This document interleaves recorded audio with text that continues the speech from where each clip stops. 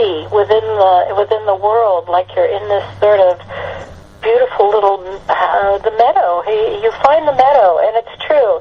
It's soft and it's gentle here, and somehow it feels like it's more real than what the struggling world is all about.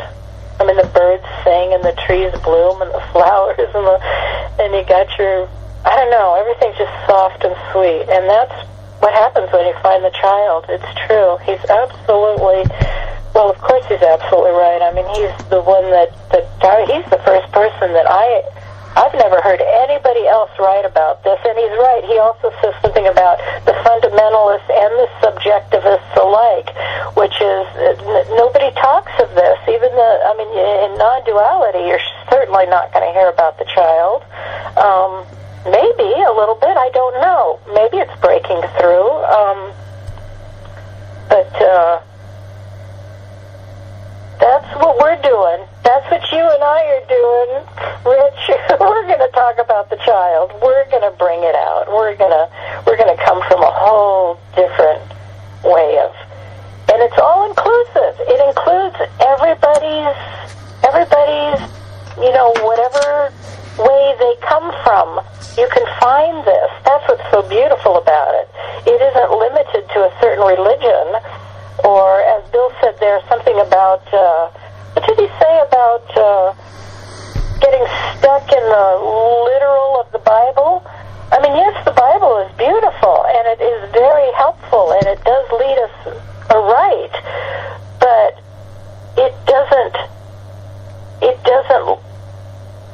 how did he say that? That was really nice. Something about the Bible in there that you don't just get stuck on the literal translations, or however he said that, I don't know. Yeah, well, Bible literalism is what he... Give me half a second here. As if there's you seek the scriptures daily. I was actually going to try to look that up to give the reference, which is what he's basically saying, that I'll just wing this, basically.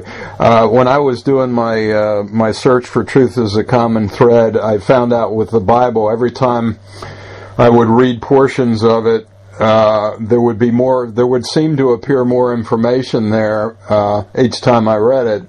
And it became intuitively obvious that the Bible, wasn't changing. It was sort of a living document. It had many depths of dimensional. I could speak to you wherever you happened to be.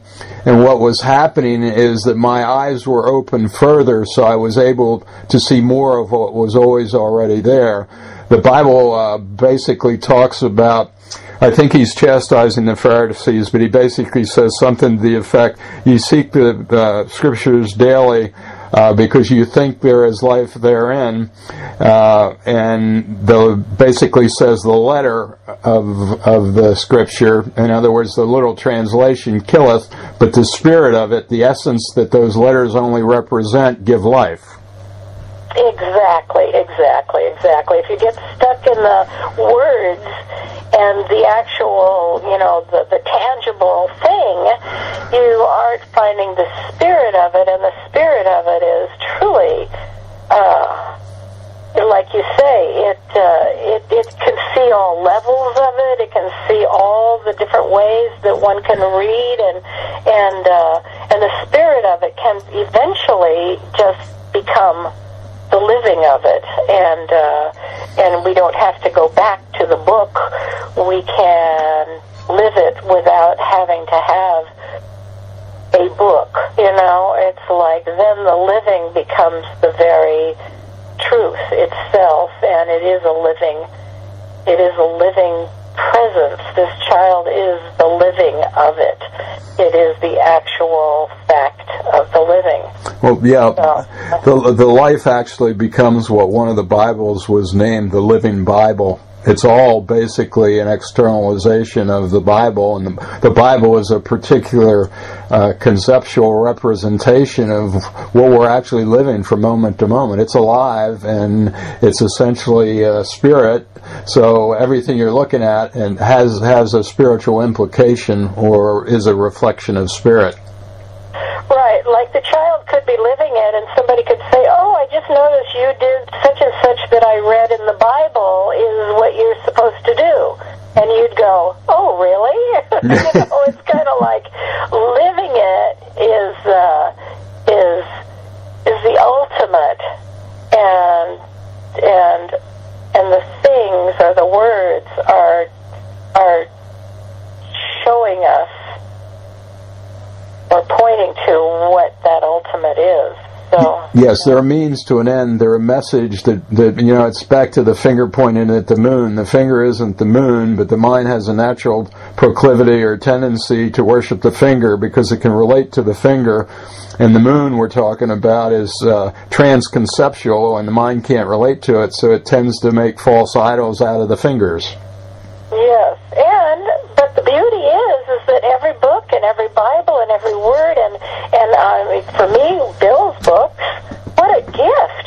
I mean, could I have understood without these gifts? I don't know. We definitely need the beauty of the words that are in the Bible to guide us and help us to gain that when we go back to that sense of trust, that sense of understanding.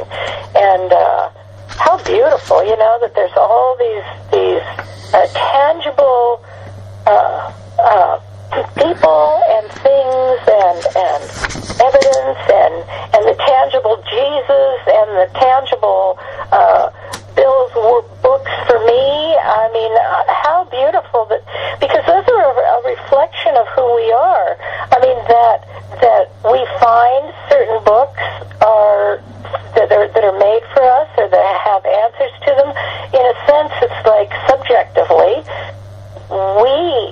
those books are there because that's what we need, because that's what we're looking for, because that is ourself, and it's all out there because it is us, and you can't really separate the two. It isn't a book; it's the spirit of your heart that is in that book. It's the spirit of the child that created the Bible. It's the spirit of the child that wrote Bill's books. It's the spirit of the child that is being this world of tangible things and flowers and trees and puppy dogs, and it's the spirit of God's light that is being all of this. So everything is here for us, and everything that is here is serving this grace and this light so that we can find our way home. One thought that comes, and this is the metaphysician in me, if we say, we've been using the term child, which for Bill was Christ in you, and quite literally the child that we were before we became adults, I guess, at least in our minds anyway. Metaphysically speaking, he uses a phrase continually that actually I find very meditative. It almost takes me there when I really focus on it. And it's basically this awareness right here, right now, that's the child. Yes, he's absolutely right. And that is a beautiful way to help us to understand that is the child. It is this awareness, because this awareness is that immutable, unchanging, ever-present God and its awareness. It's like God is this awareness, and this awareness is my awareness. How much closer to God can I be than by understanding I am this living presence, this awareness, this identity I am is because God is, and I am the child of God, meaning I am the awareness of God, and there's no doubt that I'm aware. I mean, every single person can say, I'm aware, and that's why it's closer than fingers and toes, because you cannot not be aware. We are always here and always present. There is no way to not be. And this is is where we make that insightful recognition of our true identity is awareness. And when we get that, that's sort of like going back to that boat thing. It sort of takes us into the pristine waters of this living presence, and then you don't have to worry about anything. It's all okay. I am this awareness, and this awareness is absolutely unharmed, unchangeable. I can think anything I want to think, and yet I'm still right here in the presence. I'm still right here as this awareness. This awareness never goes away, and it never gets discombobulated or disrupted or half-tweaked or anything by what happens within it. And when you stand with that awareness, you are that child. They are definitely the same. It is one and the same, very definitely. Except when you find that awareness is the child, this other little click happens, because it's like, it isn't just this great big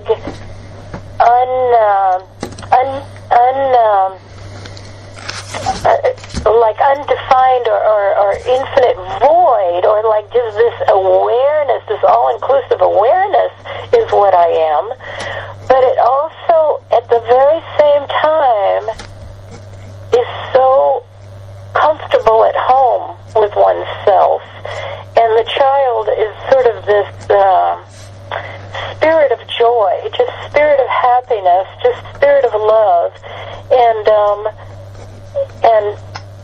And it has a reality to it that when we speak of just the infinite all of awareness, sometimes people can kind of get lost in like they have no identity kind of thing, and the child brings it back to this identity I am, this is all. This is the allness. It's so beautiful, because not only does this infinite presence of God be all that is, and infinite, unbound, unlimited, everywhere, all-inclusive all, but it also is who I am. And that's quite an amazing feat for this truth to be able to do all that and be also me, this sweet, gentle me of who everybody has their childlikeness. Everybody has that. Everybody can connect to that and live that. And everybody can say, oh, it's me, it's me, it's who I am. What a beautiful thing. What a sweet grace God is, It's like, boy, it just gives us everything. You couldn't possibly say that it doesn't include all that you want to be, because it is. It's all that you are. And, I'm going to wow that one. It's and these words fail miserably, but it's the paradox, the top-down, bottom-up paradox of the many and the one, of the one being able to manifest. I won't even say an apparent many. I'll just say a many, and that the many can, one of the many can relate back to the one simultaneously. You could basically say you can relate to this, what from the top down perhaps, and maybe not, who knows. Top down could be seen as impersonal. From the bottom up is absolutely personal, and the child is sort of the go-between that allows the absolute to manifest